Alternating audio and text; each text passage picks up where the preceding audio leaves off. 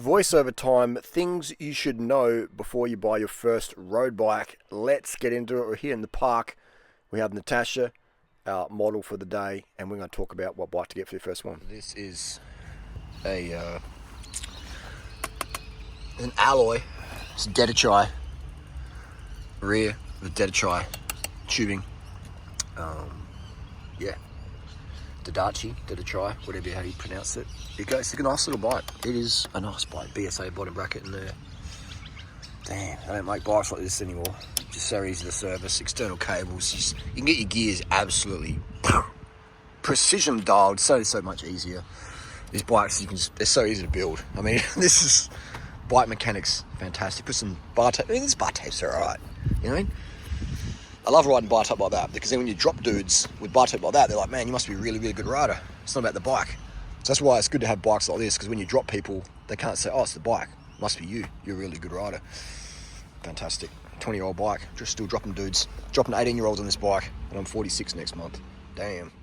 So for your first road bike, I recommend going with alloy or steel or titanium. Why is that?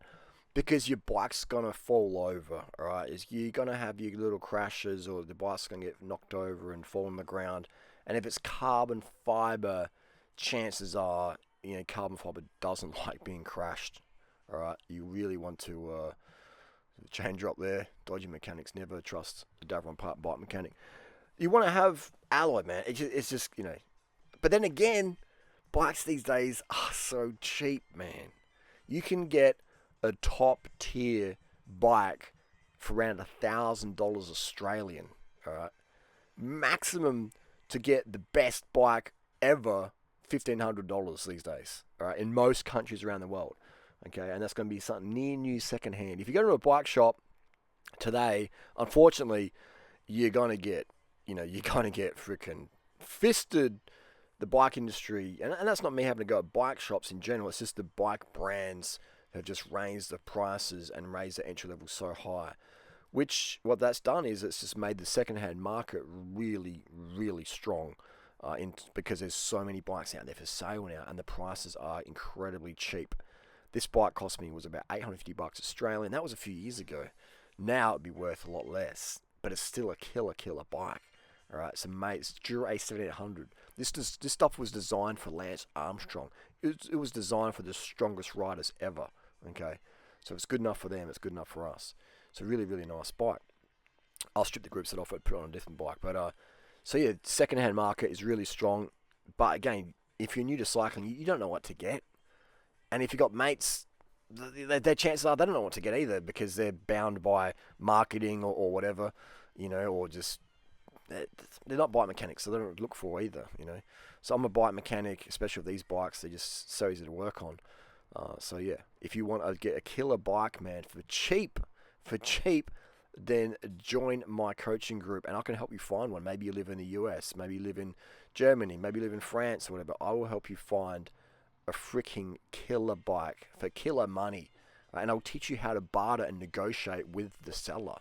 It's all about negotiation. You can generally get things for half price or less if you negotiate in the right way, respectfully. Like, I'm a big time bike seller and buyer, so I know exactly how cheap things can actually sell for, and I know exactly what to do. All right, there's a certain strategy when it comes to buying and selling. Okay, it's a psychology. People don't believe how much I get my stuff for, but luckily I keep screenshots. All right. The deals that are out there, their bikes are so cheap now. It's never ever been a better time to get a nice bike, and get a nice bike, man. Get Dura Ace, get SRAM Red, get SRAM Force or Tegra. Just get something really nice. Let me help you find a Tour de France level bike. All right. I saw a mate the other day a giant TCR for $1,000 Australian with Dura 7900. It's a killer bike. All right, for $1,000. That's his first nice bike. Like, 20 years ago, you ain't getting that. Especially not for $1,000. 20 years ago, that would have been a $10,000 bike. So it's just it's such a good time to be into cycling. But you need to know the right people, and you know me. So join my coaching group, get that support, save money, have the best experience, get lean, get fit. You know, you can do it, man. If I can do it, anyone can do it. If Natasha can be this lean, anyone can be this lean. If I can be this lean, anyone can be this lean. Right? We're not hard-working people. We're consistent, but we're not actually hard-working. Okay? So just get on it, and you can do it.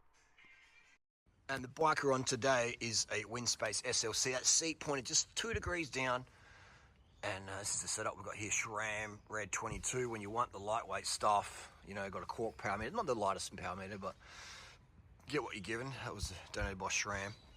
Thanks, SRAM. But, you know what I mean? These tyres, man. Damn. These are the best tyres you can get, really. Like, the best tyres I've ridden. Competition tubulars. If you know, you know. It's a 22 mil. This front wheel setup, man. I mean, tubulars are faff. I'm just saying, you know. It's this bike, it feels so good to ride, man.